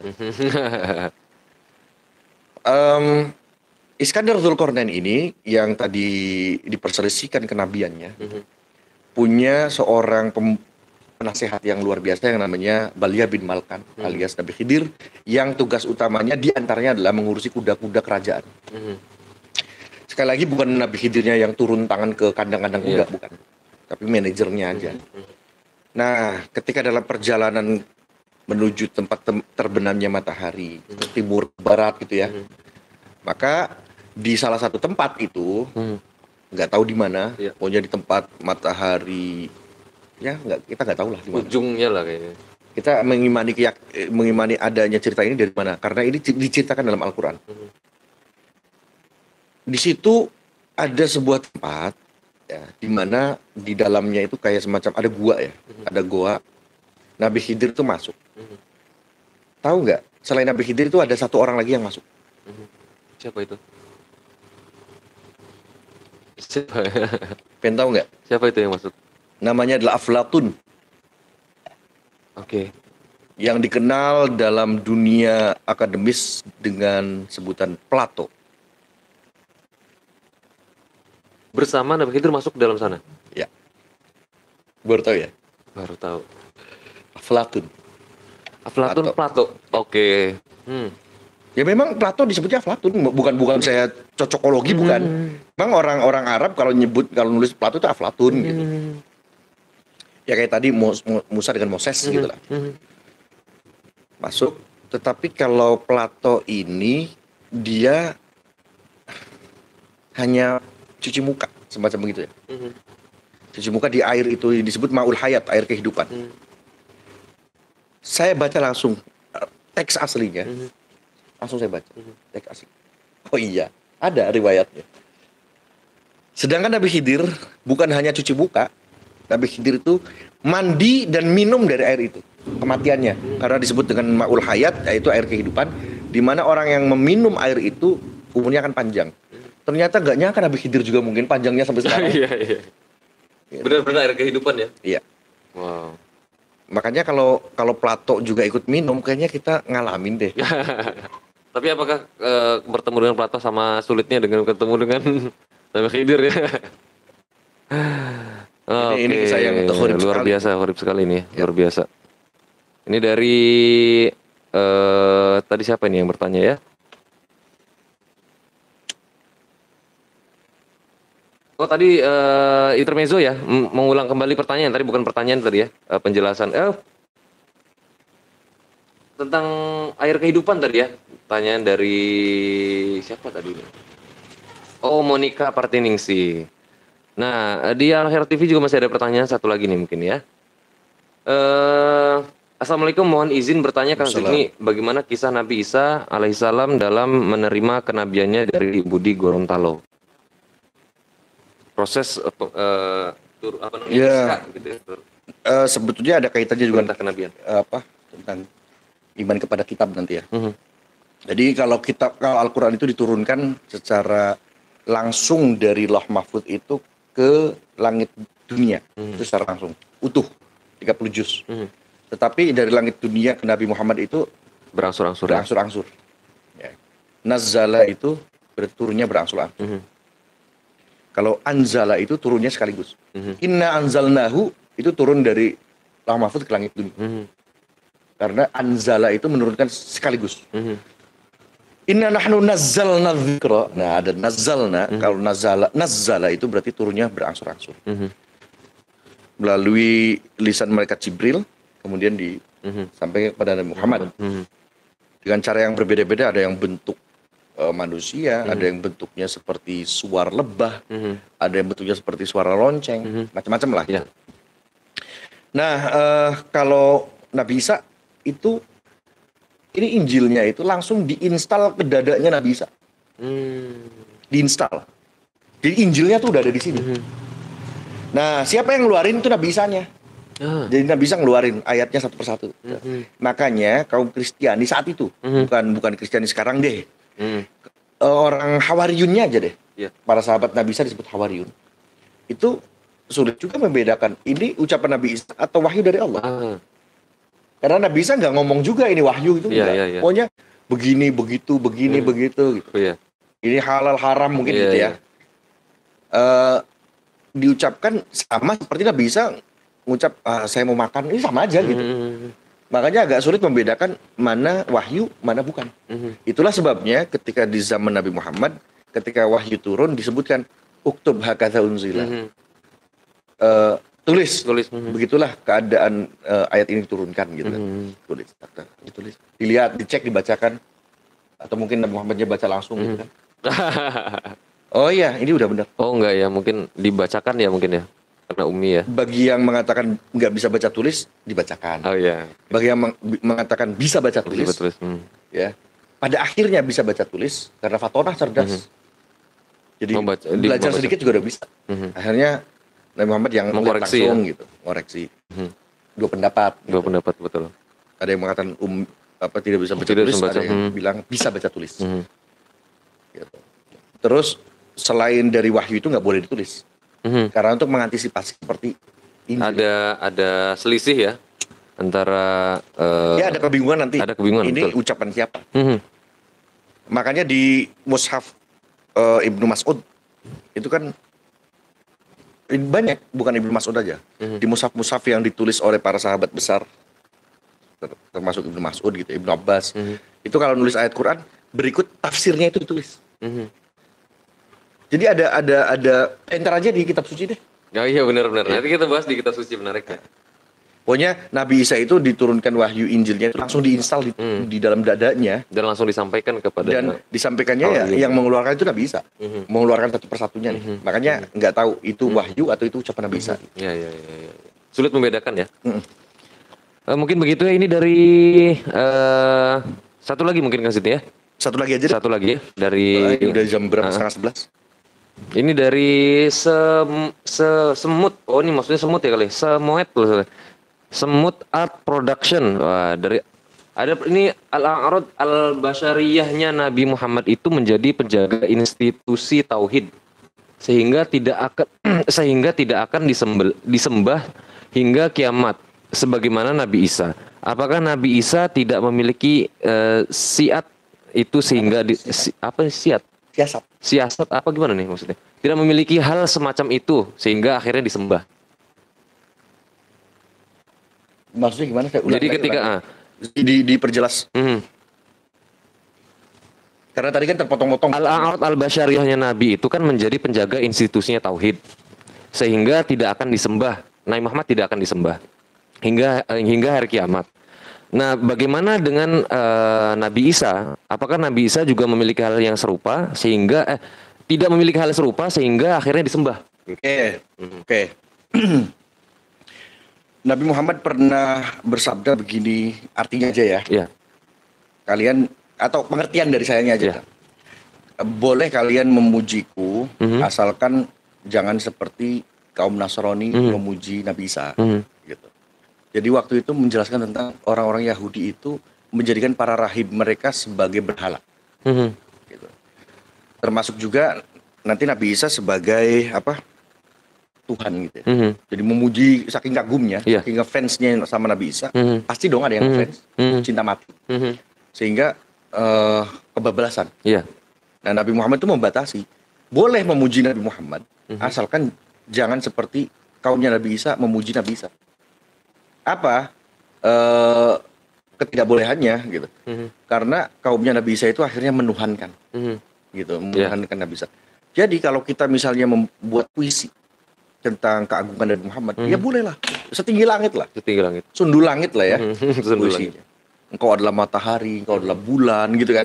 Asalkan jangan memuji Nabi Muhammad, engkau adalah Allah atau engkau adalah Tuhan. Mhm. Itu nggak boleh. Mhm.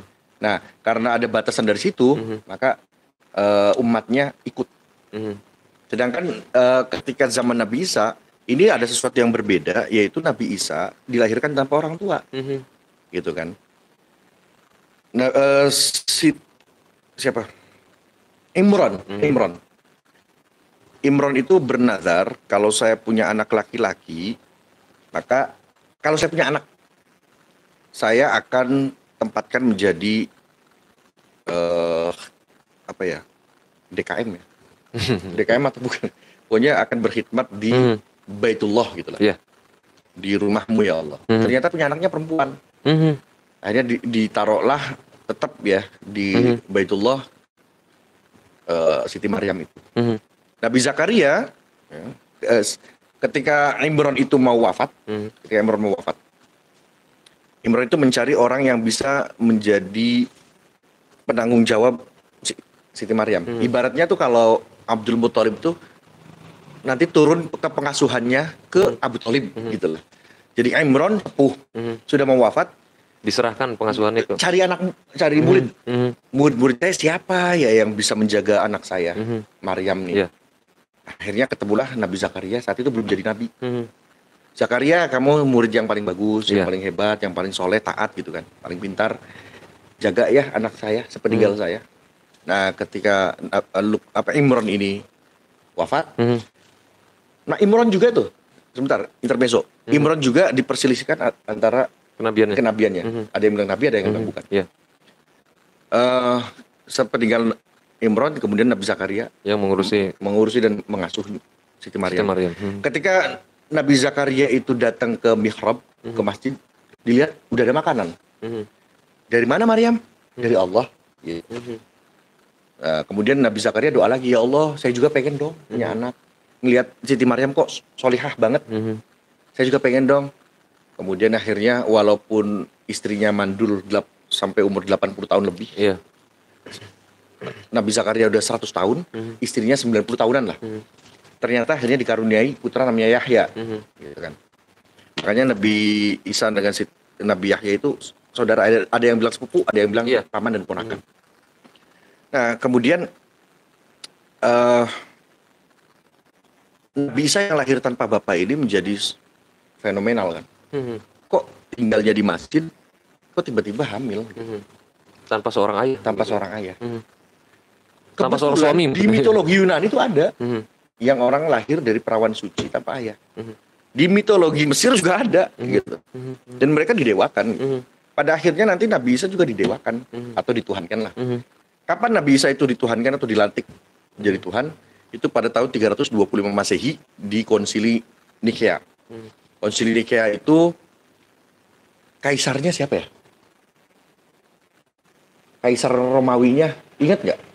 Kaisar Romawi saat itu yang menyepakati Nabi Isa itu jadi Tuhan. Konstantin.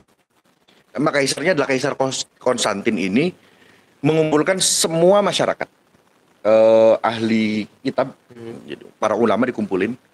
Nih gimana, Sob? Nabi Isa. Akhirnya yang paling kuat adalah Nabi Isa adalah Rasul. Oh. Tapi nggak puas, Kaisar Konstantinnya akhirnya dibunuhin semua dan bikin rapat lagi. Yang isinya adalah orang yang sisanya yang sepakat tadi. Akhirnya karena sisanya adalah ulama-ulama yang sepakat Nabi Isa adalah anak Tuhan, akhirnya dibuatlah pelantikannya gitu. Nabi Isa sebagai anak Tuhan dengan konsep trinitasnya itu. Karena memang lahirnya secara ajaib, tidak punya bapak. Oleh karena itu, ini yang menarik dalam Al-Quran. Nabi Musa ketika menyeru kaumnya pasti bilang, ya qaumi, wahai kaumku. Karena masyarakat Bani Israel itu menganggap seseorang itu bagian dari kaum dari jalur bapak. Kalau bapaknya Mas Fabi ini dari Buntet, gitu ya, dari pesantren sini, maka berarti Mas Fabi adalah kaum Buntet, gitu. Ketika Mas Fabi berdakwah, wahai kaumku, gitu. Nah, Nabi Isa itu kan nggak punya bapak. Dia masuk kaum mana coba? Makanya di Quran tidak ada satupun Nabi Isa mengatakan dia kaumi. Selalu ya Bani Israel. Karena Nabi Isa tidak sah disebut sebagai kaum. Karena orang masyarakat itu nggak sah disebut kaumnya Nabi Isa. Karena Nabi Isa ayahnya tidak berasal dari situ, tidak punya ayah. Nggak punya ayah, gitu. Jadi seruannya pasti ya Bani Israel. Silakan cek dalam Al-Quran. Beda dengan Nabi Musa, ya qaumi. Karena Nabi Musa punya bapak orang situ, kemudian berdakwah di situ.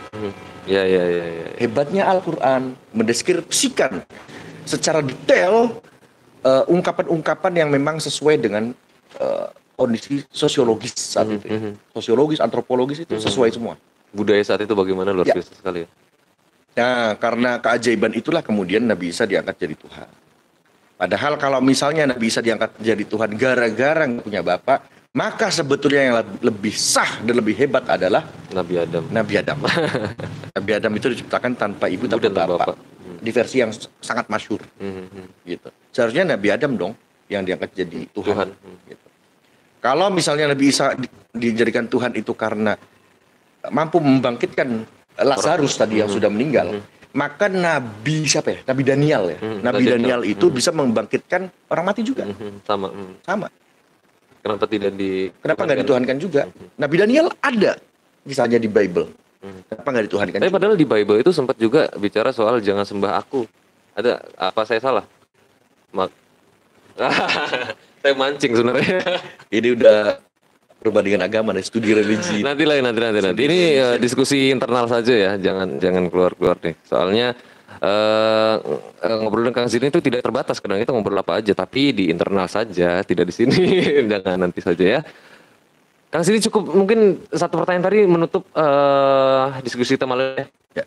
Teman-teman mohon maaf sekali karena memang kita dibatasi oleh waktu. Banyak sekali pertanyaan-pertanyaan yang belum terjawab dan masih karena kalau tidak dibatasi ini akan berlanjut sampai pagi kan sini. Aduh lelah lah. Iya, kita juga konsentrasi pemirsanya juga nanti. Iya, jadi harus ada pembatasan waktu karena juga konsentrasi pembicara. Terutama saya juga punya konsentrasi, nanti nggak lama-lama nggak konsen gitu. Enggak, saya sih nggak peduli sama hostnya. Nggak peduli ya. Nanti nontonnya kemana saya pertanyaannya ya. Gitu, terima kasih Kang Zidni atas waktunya. Terima kasih juga teman-teman yang sudah hadir, ikut berpartisipasi, bertanya dan interaksi bersama kita di live ngopi, ngobrol penuh inspirasi di Akhirah TV dan di NU Channel. Mohon maaf ya nanti ya belum dibacain satu-satu pertanyaan sampai akhir, tapi kita harus dibatasi oleh waktu. Kang Zidni, kalimat penutup untuk live ngobrol penuh inspirasi malam ini. Semua nabi sebelum Nabi Muhammad diutus untuk kaum-kaum tertentu. Sedangkan kalau Nabi Muhammad diutus sebagai rahmatan lil alamin.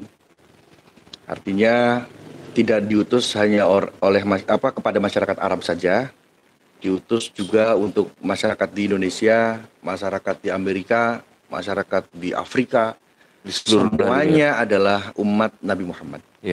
Sehingga dakwah kita jangan berhenti hanya di Arab saja, tetapi juga dakwahnya harus diteruskan sampai ke pelosok-pelosok negeri yang belum terjangkau.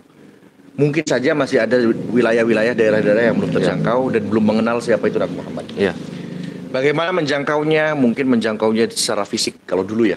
Sekarang bisa dengan pengajian seperti ini, bisa terjangkau oleh mereka yang sangat jauh sekali. Betul. Dan perbanyak acara-acara begini. Gitu. Nah, dengan kita meyakini kerasulan Nabi Muhammad, otomatis itu menjadi penjamin kita masuk surga. Karena miftahul jannah la ilaha illallah Muhammadur Rasulullah. Bersaksi bahwa tidak ada Tuhan selain Allah dan Nabi Muhammad adalah utusan Allah yang terakhir dan tidak ada utusan berikutnya. Gitu kan. Maka ketika ada orang yang mengklaim sebagai nabi, sudah dipastikan itu adalah nabi palsu. Dan itu banyak sekali orang-orang yang memanfaatkan ketidaktahuan atau kebodohan masyarakat, ya, minimnya ilmu agama mereka, kemudian mengklaim sebagai nabi dan ada saja pengikutnya. Itu yang paling aneh, itu yang luar biasa lah. Kok ada saja pengikutnya? Dulu ada Musailama Al-Kadzab, kemudian baru-baru ini gitu di zaman modern ada Mirza Ghulam Ahmad. Ada juga kalau di Indonesia seperti Musoddek gitu. Ada yang Supardi atau siapa tuh? Ada yang ngaku nabi juga, saya lupa namanya. Karena keminiman atau terbatasnya pengetahuan masyarakat, ada yang ikut. Dan itu harus kita benahi, harus kita dakwai bahwa mereka semua adalah nabi palsu. Kalaupun suruh datangkan mukjizat, mereka nggak bakal bisa. Kemudian dengan keyakinan kita saat ini, meyakini Nabi Muhammad sebagai utusan terakhir, siapa tahu mudah-mudahan di akhir hari nanti, di hari penghitungan, kita mendapatkan syafaat dari baginda Rasulullah Sallallahu Alaihi Wasallam. Ajarannya harus dilestarikan, gitu. Al-Quran dihafalkan, dipelajari, diamalkan, gitu. Dan itu sebagai bekal kita untuk mengarungi kehidupan ini. Kemudian yang terakhir yang paling menarik adalah, ini sengaja saya sebutkannya di akhir, ketika Nabi Muhammad Isra Mi'raj itu, sepulang dari Mi'raj, Nabi Muhammad dimintai bukti telah melakukan Mi'raj. Buktinya apa? Buktinya adalah saya sudah melewati kafilah Quraisy yang sedang pulang menuju Mekah. Kapan datangnya? Hari Rabu. Akhirnya pas hari Rabu, karena Nabi Muhammad itu dalam riwayat yang masyhur Isra Mi'raj pagi hari Senin. Hari Senin pagi itu di Masjidil Haram. Hari Rabu berarti bukan di hari itu dong. Di beberapa hari setelahnya gitu kan. Ada yang bilang Rabu minggu itu, ada yang bilang Rabu minggu depan. Pokoknya intinya kafilah itu yang dilewati Nabi Muhammad pulang dari Masjidil Aqsa itu datangnya hari Rabu. Ternyata di hari Rabu itu setelah ditunggu-tunggu hampir habis waktu hari Rabunya, siangnya. Akhirnya Nabi Muhammad berdoa kepada Allah, ya Allah panjangkanlah hari Rabu ini supaya apa yang saya sampaikan itu benar, terbukti kebenarannya. Akhirnya Allah menahan laju matahari untuk memperpanjang waktu siang hari Rabu saat itu. Ini yang menarik, bahwa ternyata untuk memperpanjang hari yang dihentikan adalah laju matahari, bukan laju buminya. Apakah itu berarti matahari atau bumi yang berjalan? Silakan ditafsirkan masing-masing saja. Tetapi memang matahari yang ditahan, bukan buminya yang ditahan. Buminya yang ditahan. Berarti yang beredar bukan peredaran buminya yang ditahan. Yang bergerak apa? Matahari apa bumi? Matahari. Matahari dong, di hadis itu jelas. Dan peristiwa penahanan matahari ini tidak hanya terjadi di peristiwa Isra Mi'raj itu saja. Ada 3 kisah lagi, secara singkat saya akan sebutkan. Yang pertama adalah ketika perang Khandaq. Ketika Nabi Muhammad sibuk untuk meladeni serangan-serangan musuh di hari tertentu ya. Kan perang Khandaq itu 43 sampai 45 hari. Di salah satu harinya di ujung-ujung ya, di hari 40-an lah gitu. Serangan Quraisy itu, pasukan Ahzab sangat gencar sehingga menyibukkan pasukan termasuk Nabi Muhammad. Sehingga tidak sempat sholat asar. Akhirnya hari itu diperpanjang dengan cara apa? Menahan matahari. Kemudian peristiwa Sayyidina Ali ketika terlambat sholat subuh gara-gara ada orang tua di depannya yang tidak mungkin untuk dilewati karena akhlaknya Sayyidina Ali. Sampai di masjid ternyata masih mendapatkan Nabi Muhammad sedang ruku. Kok bisa seperti itu? Ternyata Nabi Muhammad menceritakan bahwa waktu ruku itu Jibril meletakkan sayapnya di punggungku hingga saya tidak bisa bangkit. Dan malaikat Mikail itu menahan laju matahari. Dan yang terakhir adalah kisah di Sahih Bukhari ya. Bukhari apa Muslim ya? Pokoknya di Sahihain itulah. Ada Nabi Yusha' bin Nun. Nabi Yusha' bin Nun adalah nabi penerus Nabi Muhammad. Nabi Yusha' bin Nun adalah orang yang menemani perjalanan Nabi Musa menemui Nabi Khidir. Kan ada yang fata, pemuda yang membawa bekal-bekal termasuk ikan. Ya. Itu yang bawa siapa? Nabi Yusha' bin Nun. Tapi saat itu belum jadi nabi. Nah, setelah Nabi Yusha' bin Nun diutus sebagai nabi sepeninggal Nabi Musa dan Nabi Harun, Nabi Yusha' bin Nun ini salah satu cara berdakwahnya adalah dengan peperangan. Karena musuhnya menyerang duluan. Akhirnya dilawan lah gitu ya. Dilawan dengan peperangan juga. Dan musuh itu tinggal satu langkah lagi hancur. Tetapi matahari udah hampir terbenam. Karena tidak mungkin berperang dalam waktu malam hari. Sehingga Nabi Yusha' bin Nun bilang, "Wahai matahari, engkau adalah makhluk Allah. Engkau diperintah oleh Allah. Aku juga diperintah oleh Allah dakwah. Nurut ya. Ya Allah, tahanlah matahari itu. Supaya siangnya lebih panjang dan saya bisa menghancurkan musuh Allah." Ya. Ternyata Allah mengabulkan doanya. Kemudian matahari itu ditahan laju. Ada yang mengatakan tiga pendapat diberhentikan. Ada yang bilang diperlambat. Ada yang bilang apa tuh satu lagi? Saya baca sendiri tafsirnya tuh. Dimundur. Ya, mungkin dimundurkan ya, saya lupa. Saya baca sendiri tafsirnya. Jadi kisah menahan laju matahari itu udah berkali-kali gitu dalam sejarah Islam gitu ya. Sehingga apakah ini berarti bumi kita tidak bergerak dan matahari lah yang bergerak membuat perputaran waktu itu? Silakan disimpulkan sendiri-sendiri. Yang jelas itu terjadi juga di peristiwa Isra Mi'raj. Berarti salah satu mukjizat juga berarti menahan laju matahari. Ya. Itu saja. Luar biasa. Wow. Terima kasih. Assalamualaikum warahmatullahi wabarakatuh. Waalaikumsalam warahmatullahi wabarakatuh. Ini berisi semua. Oke teman-teman, jangan lupa setelah ini yang belum subscribe Al Khiyarah TV, subscribe, share dan like, komen kalau misalnya ternyata teman-teman punya pertanyaan atau pengen merespon video-video kita di Al Khiyarah TV. Nah, teman-teman terima kasih sudah menyaksikan. Kurang lebihnya saya mohon maaf. Wallahul muwaffiq ila aqwamit thoriq. Wassalamualaikum warahmatullahi wabarakatuh.